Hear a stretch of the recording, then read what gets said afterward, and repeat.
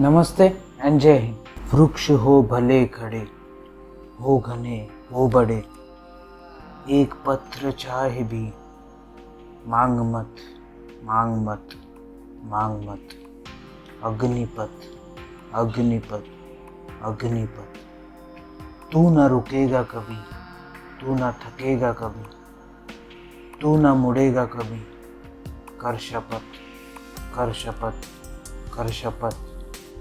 अग्निपथ अग्निपथ अग्निपथ, ये महान दृश्य है, चल रहा मनुष्य है। अश्रु श्वेत रक्त से लथपथ लथपथ लथपथ। अग्निपथ अग्निपथ अग्निपथ।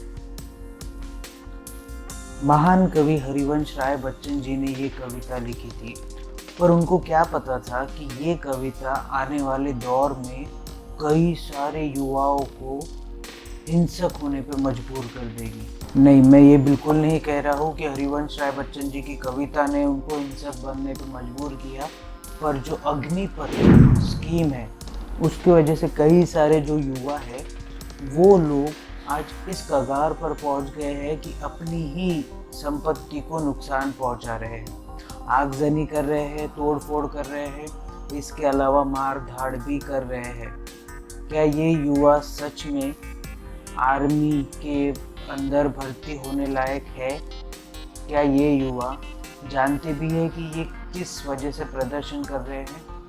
ये तो मेरे पास में ना दो ऑप्शन थे। हाल ही में मैंने शी नाम की एक वेब सीरीज फिनिश की है, मैं सोच रहा था उसके ऊपर मैं एक वीडियो बना दूं, पर फिर ये ऐसे दृश्य मेरे सामने आए और मैंने सोचा कि इस पर मुझे बोलना ज़रूरी है।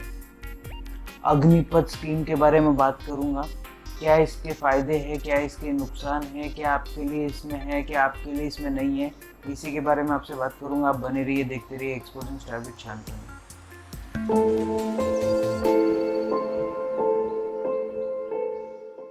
तो हाल ही में प्रधानमंत्री मोदी, रक्षा मंत्री राजनाथ सिंह और तीनों सेनाओं के प्रमुखों ने एक स्कीम लेकर आए हैं। उस स्कीम का नाम है अग्निपथ स्कीम।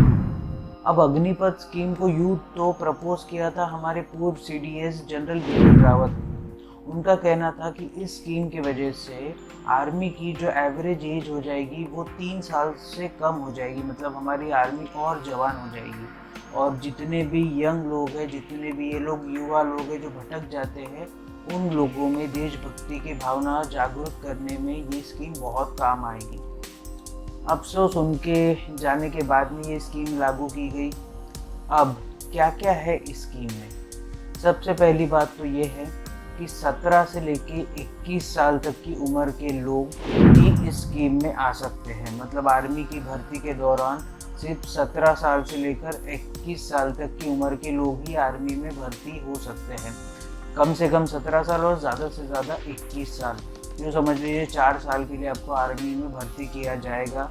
आपको आर्मी के सब गुण सिखाए जाएंगे, पूरी ट्रेनिंग दी जाएगी। साथ ही साथ आप 10th 11th 12th और फर्स्ट ईयर ये सब चीज़ें वहीं से ट्रेनिंग के दौरान कर सकोगे। और जो हमारे देश का युवा है उसके अंदर देशभक्ति की भावना भी जागरूक होगी। अब अगर सब इसमें इतना अच्छा है तो युवा नाराज़ क्यों है? पहले आपको ये बता देता हूँ कि ये जो 4 साल आप आर्मी की ट्रेनिंग लेंगे और 4 साल बाद महज 25% लोगों को आर्मी में भर्ती किया जाएगा और बाकी के 75% लोगों को एक लमसम अमाउंट देकर उनको विदा किया जाएगा। मैं रिटायर इसीलिए नहीं बोल रहा हूँ क्योंकि 21 साल कोई उम्र नहीं होती रिटायर होने की, तो रिटायर तो नहीं हो रहे, उनको विदा किया जाएगा ताकि उनको सीआरपीएफ, आरपीएफ, पुलिस, हर जगह उनके लिए भर्तियाँ ओपन रहेगी। हर जगह वो लोग कोशिश कर सकेंगे कि हम लोग यहाँ पे भर्ती हो जाए और उनको प्रेफरेंस मिलेगा क्योंकि वो लोग रहेंगे अग्निवीर। अग्निपथ नाम है स्कीम का और जो इसमें से पास आउट होंगे उनका नाम है अग्निवीर।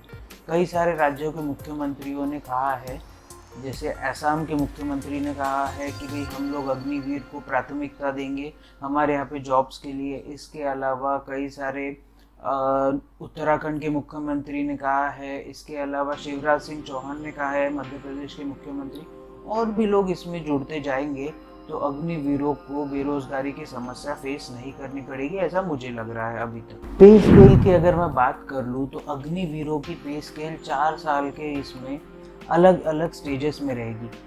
ये आपके सामने अभी पूरा विवरण आ रहा है कि आपकी पे स्केल कैसी रहेगी, और साथ ही साथ हर महीने 9,000 रुपये आपसे डिडक्ट कर लिए जाएंगे और उतने ही पैसे गवर्नमेंट अपनी जेब से डालेगी, मतलब 18,000 रुपये का आपका फॉर एग्जाम्पल प्रोविडेंट फंड बनेगा। अब 18,000 रुपये जो कि 4 साल में अगर हम लोग उसका अनुमान लगाते हैं और उसके ऊपर में इंटरेस्ट जोड़ते हैं तो लगभग होते हैं 11,57,000 रुपये।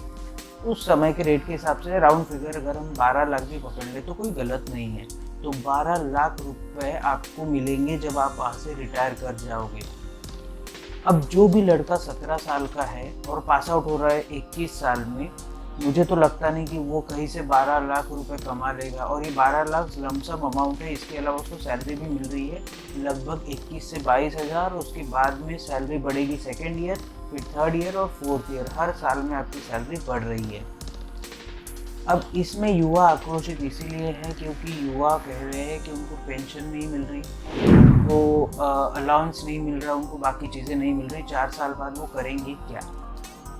बिल्कुल बहुत परफेक्ट है। पर मैं ये कहना चाहता हूँ कि हाल ही में देखा गया है ना कि पेंशन की वजह से हमारे आर्मी को बहुत बड़ा हिस्सा जो आर्मी की मॉडर्नाइजेशन में हम खर्च नहीं कर पा रहे हैं, वो पेंशन की वजह से ही नहीं कर पा रहे, क्योंकि पेंशन का एक बहुत बड़ा अमाउंट आर्मी के बजट से विड्रॉ कर लिया जाता है। इसीलिए सरकार पेंशन को थोड़ा सा कम करना चाह रही है। अब दूसरा पॉइंट ये है, जो अग्निवीर रहेगा उनको 48 लाख तक का लाइफ कवर मिलेगा। मतलब अगर उनको कुछ हानि होती है, अगर वो गॉड फॉरबिड, मतलब भगवान न करे, अगर वो हैंडीकैप हो जाते हैं तो उनकी पूरी जीवन भर के लिए उनको 48 लाख भी दिए जाएंगे, एज वेल एज उनकी केयर भी की जाएगी। इसके अलावा उनको अगर वो वीर गति को प्राप्त होते हैं, सर्वोच्च बलिदान दे देते हैं हमारे देश के लिए, तो उनके घर वालों को 1 करोड़ से लेकर 1.5 करोड़ तक के मिल जाएगा। तो मेरे ख्याल से ये स्कीम में बहुत अच्छी चीज़ है। 1 से 1.5 करोड़ अपने परिवार के लिए अपना बेटा छोड़ के जा सकता है। इसमें प्रॉब्लम क्या है? प्रॉब्लम ये है कि हम लोग ये सोचते हैं कि सिर्फ सेना के पैसे कम कर दिए जाए, पर आप खुद सोचिए कि MP, MLA, CM, मंत्री, मुख्यमंत्री, प्रधानमंत्री, राज्यपाल, ये वो, इन सब लोगों को आजीवन पेंशन लागू है। पेंशन के अलावा भी इन लोगों को ट्रैवल अलाउंस मिलता है, ऑफिस अलाउंस मिलता है, घर का रेंट मिलता है, घर रहने को मिलता है, ये सब सुविधा इनको मिलती है। और अगर यही सब सुविधा आर्मी वाले डिमांड कर रहे हैं तो मुझे ऐसा लगता है कि कोई गलत नहीं कर रहा। या तो फिर आप डिसोन कर दो, ख़त्म कर दो कि भाई मेरे को MP, MLAs या फिर जो भी पॉलिटिशियंस है उनको भी ये सब चीज़ें नहीं मिलेगी, उनको एक लमसम अमाउंट दे दिया जाएगा, बस ख़त्म। अगर आप MP, MLAs, पॉलिटिशियंस, इन सब को वेवर दे रहे हो, इन सब लोगों को आप वेव ऑफ कर रहे हो कि भाई आपको हम लोग पेंशन देंगे, आपको ट्रैवल अलाउंस मिलेगा, एयर फेयर मिलेगा, ये सब चीज़ें मिलेगी, तो फिर यार सैनिकों का गुस्सा होना तो जायज़ है। वो वहाँ पे सेना पे जंग लड़ रहे हैं, अपनी जान की बाजी लगा रहे हैं। हमारे मंत्री भी कर रहे हैं, मंत्री लोग भी बहुत सारी मेहनत करते हैं, दिन रात जागते हैं, पर अगर एक हिस्से के लिए ये चीज़ सही है तो दूसरे हिस्से के लिए क्यों नहीं? तो इसके बारे में भी गवर्नमेंट ने सोचना चाहिए। वैसे देखा जाए ना तो रशिया जैसी कंट्री में भी कंपलसरी आपको आर्मी ज्वाइन करनी पड़ती है थोड़े से टेन्योर के लिए। इसके अलावा इजराइल जैसी कंट्री में भी कंपलसरीली आपको आर्मी ज्वाइन करनी पड़ती है। इसके अलावा क्यूबा में भी आपको आर्मी ज्वाइन करनी पड़ती है, साउथ कोरिया में भी आपको ज्वाइन करनी पड़ती है। इसके अलावा ब्राज़ील में भी आपको आर्मी ज्वाइन करनी पड़ती है कंपलसरीली। इसके अलावा ईरान में भी आपको ज्वाइन करनी पड़ती है आर्मी कंपलसरीली, और टर्की में भी ज्वाइन करनी पड़ती है आर्मी कंपलसरीली। इसका रीज़न वो लोग ये बताते हैं कि युवाओं में जो देशभक्ति है वो जागरूक होती है। इसके अलावा अगर खुदा ना खास्ता हमारा, मैं इंडिया का एग्जांपल लूँ तो एक तरफ चाइना है, एक तरफ में हमारा पाकिस्तान है, पाकिस्तान से आए दिन कुछ ना कुछ होते रहता है। तो अगर हमको कभी युवाओं की फोर्स की ज़रूरत पड़ी तो हमारा हर एक नौजवान तैयार रहेगा, हमारा हर एक नौजवान अग्निवीर रहेगा, और वो जो बैच उसके सीने पे लगा रहेगा अग्निवीर का, वो बहुत प्रेस्टिजियस रहेगा। आप खुद सोचिए, अगर कभी ऐसे हालात हुए जो आज यूक्रेन में हो रहा है, तो हमारा एक एक अग्निवीर उनके 10-10, 20-20 लोगों को पछाड़ सकता है। इस वजह से इस स्कीम को लाया गया है।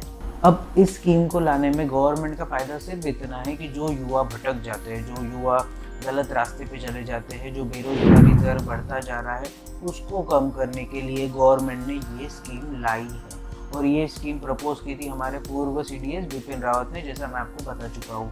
अब अगर आपको विरोध करना है सरकार की कोई चीज़ों का, आपको विरोध करना है, करना भी चाहिए। कोई अगर गलत चीज़ है, पेट्रोल की प्राइसेस बढ़ रही है, उसका आप विरोध करिए। खाने की प्राइसेस अगर बढ़ रही है, उसका आप विरोध कर सकते हैं। We are living in a democracy, है ना, मैं अपन डेमोक्रेसी में रह रहे तो अपन विरोध कर सकते हैं। पर सरकारी संपत्ति को नुकसान पहुंचाना, अपन जितने भी टैक्स पेयर्स हैं उन सबकी, जैसे जो टैक्स पेयर्स के पैसे से बनाई हुई रेलवे है उसको नुकसान पहुंचाना, रेलवे स्टेशनों को लूट लेना, ये सब मेरा सैनिक कभी नहीं कर सकता, या फिर ये लोग वो नहीं कर सकते जो आर्मी की भर्ती की तैयारियां कर रहे हैं। अब आप सोचिए कि आपको कौन बनना है, आपको देश को आगे ले जाने में काम करना है, या फिर आपको वो बनना है जिनको हम लोग अराजक तत्व कहते हैं। मेरा देश का सैनिक कभी भी ये नहीं बनेगा, मेरा देश का सैनिक मर जाएगा पर यही बना रहेगा। वो हमेशा पेट्रियाटिक रहेगा, दिल से हिंदुस्तानी रहेगा, दिल से इंडियन रहेगा, और दिल से सिर्फ इंडिया की बात करेगा और उसको आगे ले जाने की बात करेगा। अब ये अग्निपथ की स्कीम जो है, उसकी भर्तियाँ कब से शुरू होने वाली है?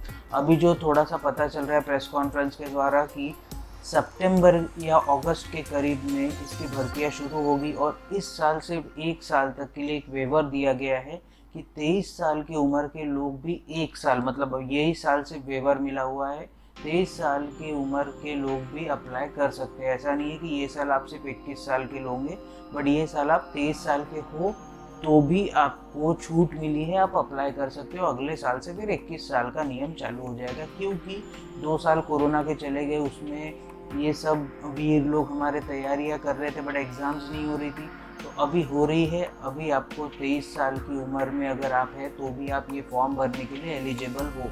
आप जाके फॉर्म भर सकते हैं, अपनी ट्रेनिंग कर सकते हैं, आप जाके अग्निवीर बन सकते हैं, एक प्रेस्टिजियस बैच अपने सीने पे लगा सकते हैं।